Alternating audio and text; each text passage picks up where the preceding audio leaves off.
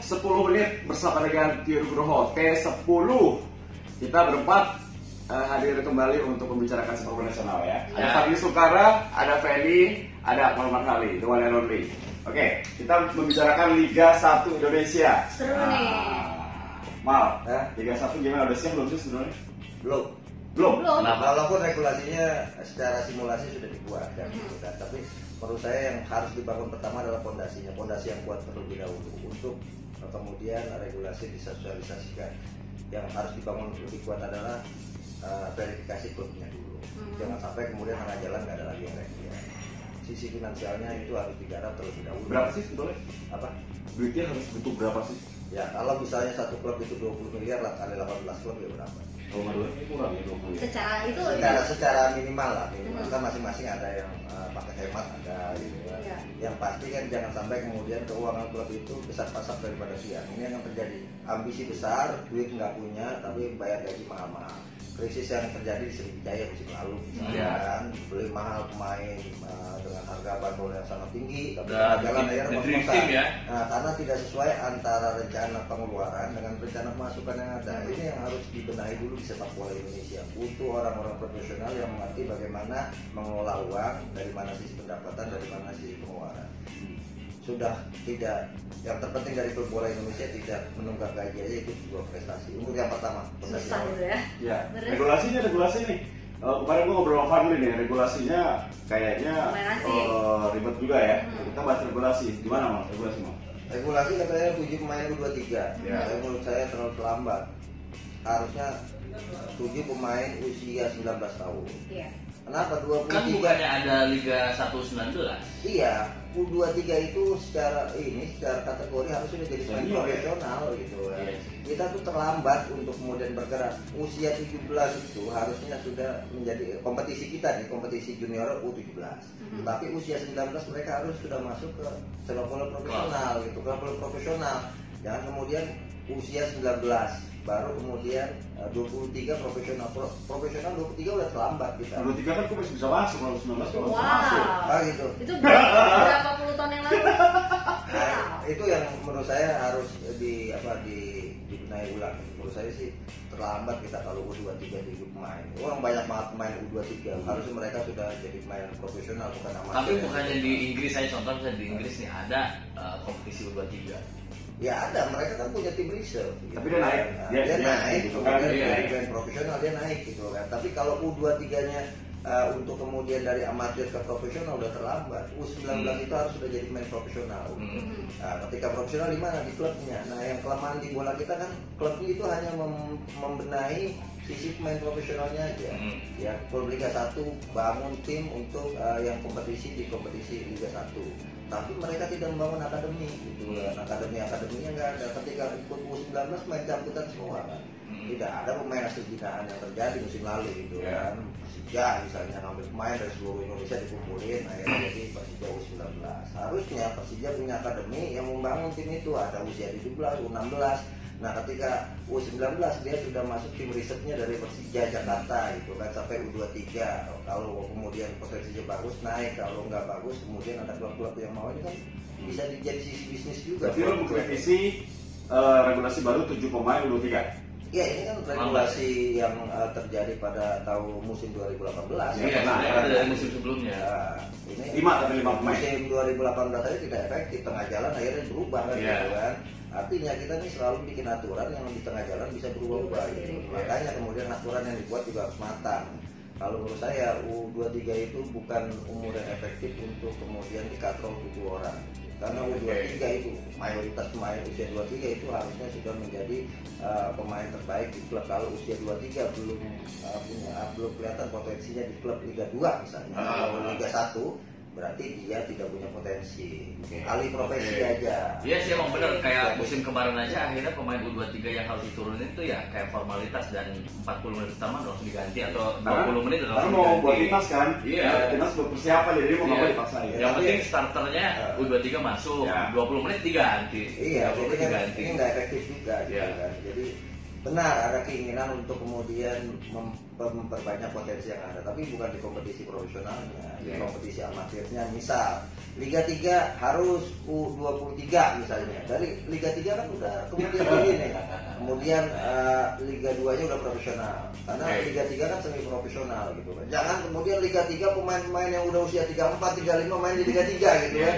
Yang sudah nggak kepake Liga 1 main turun ke bawah ke Liga 3. Eloko membuat PSS Sleman naik. Itu kan 1000 dari 1 gitu.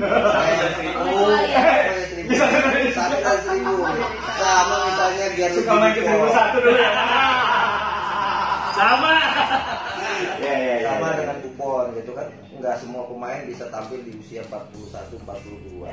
Usia kita harus random aja usia efektif main bola sampai 34.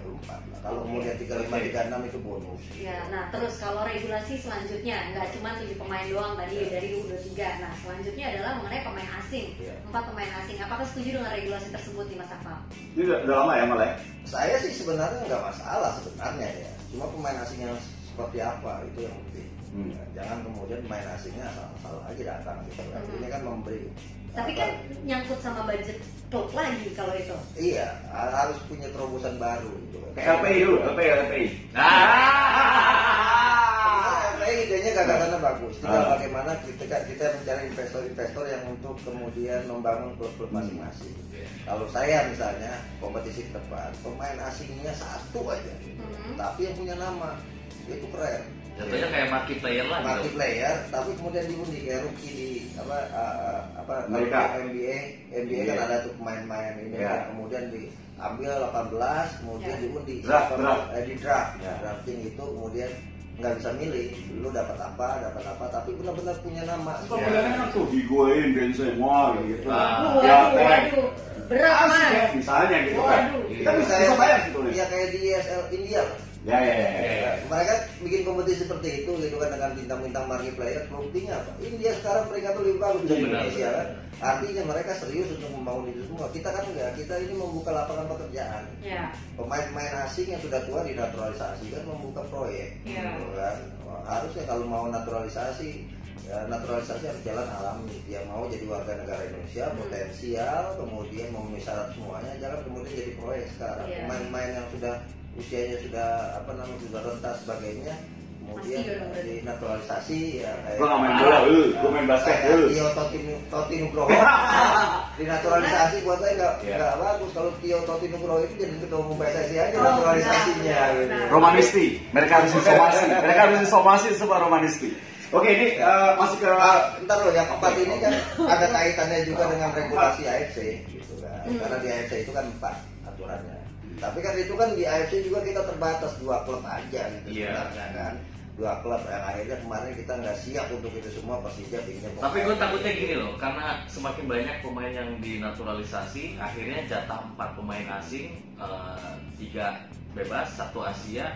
Karena banyak pemain naturalisasi, akhirnya asing semua. Gitu. Iya benar. Yang menonjol. Justru jadi sebenarnya bisa jadi dalam satu tim itu ada 6 pemain asing. Jadi yang 4 sudah pemain asing, dinaturalisasi, yang 2 laginya naturalisasi. Ya. Jadi kan ujung-ujungnya tetap asing-asing juga yang main gitu. Kita jangan tergantung sama asing. Gua dong baju lu. Ya. Jadi menurut saya itu asing yang bagaimana yang kemudian bisa masuk ke Indonesia itu aturan harus tegas. Tegasnya biasanya kan ada grade-grade-nya. Semua dari PSSI malah. Semua dari PSSI kan. Tapi selama ini kan bocor semua gitu kan. Aturan naturalisasi juga buat saya sih udah cukup lah naturalisasi. Kita butuh siapa lagi mau dinaturalisasi. Kalau naturalisasi yang ada sekarang kan itu pemain nggak dipakai di negaranya kita naturalisasi. Kalau mau sekalian naturalisasi Cristiano Ronaldo, Lionel Messi gitu kan yang levelnya seperti itu. Mirip gua mukanya kalau seperti apa yang dilakukan Qatar gitu kan. Dia potensinya nggak ada, STM-nya nggak ada, dia naturalisasi. Tapi kemudian mainnya yang benar-benar potensial. Dia kaya bro. Ya, Pulau jadi itu beda ya, jauh ya ternyata. Buat Piala Dunia jadi bikin pulau. Kan naturalisasi bukan bicara kekayaan gitu kan. Naturalisasi itu bicara kemauan itu. Jangan kemudian dipaksa orang untuk jadi naturalisasi atau kemudian disodorin lu mau nggak jadi warga negara Indonesia. Kalau lu mau nih ada biaya segini itu faktanya kayak gitu bola kita. Jadi ini ke depan ini bisa sampai 5-6 lagi orang asing jadi warga negara Indonesia gitu kan. Nah ini yang agak lucu, akhirnya potensi bola kita itu sebenarnya jadi mata pencarian orang asing yang datang ke Indonesia yang sudah tidak produktif misalnya, untuk kemudian dimanfaatkan oleh para pelaku bisnis bola yang punya kepentingan menarik keuntungan dari proses naturalisasi itu. Nah ini yang harus kemudian dibatasi oleh pemerintah. Gitu, nggak ada lagi kemudian naturalisasi yang arahnya bisnis. Kalau kemudian naturalisasi mau jalan biarkan alami gitu. Kita ke yang ketiga tuh Novar ya. Jadi PSSI, PT Liga Baru belum setuju dengan adanya video assistant referee. Dan juga belum ada teknologi goal line, goal line teknologi. Ya, kenapa sih? Nah ini maksudnya masalahnya apa menurut lo? Apa memang karena dana lagi? Dana atau karena memang sistem ribet birokrasinya? Dana gampang dicari gitu. Kalau menurut saya mau pakai apa aja Indonesia bisa. Masalah SDM-nya udah siap belum? Kan itu masalahnya gitu. Kita mau gaya-gayaan pakai VAR sementara wasit kita edukasinya belum bagus dan sertifikasinya juga belum pada bagus. Paham tentang VAR juga banyak yang belum tahu. Supporter kita juga gitu, jangan sampai kemudian pakai VAR setiap 5 menit berhenti pertandingan. Bisa bertanding 4 jam nggak selesai-selesai kan? Benar juga ya. Jadi VAR itu jangan kita ini orang celamitan gitu kan. Wah, Thailand pakai, kita harus pakai gitu kan. Kemudian mentor bilang, ayo pakai VAR gitu. Sementara SDM kita belum mampu untuk melakukan itu. Jadi lu nggak setuju VAR? Nggak setuju sama gitu.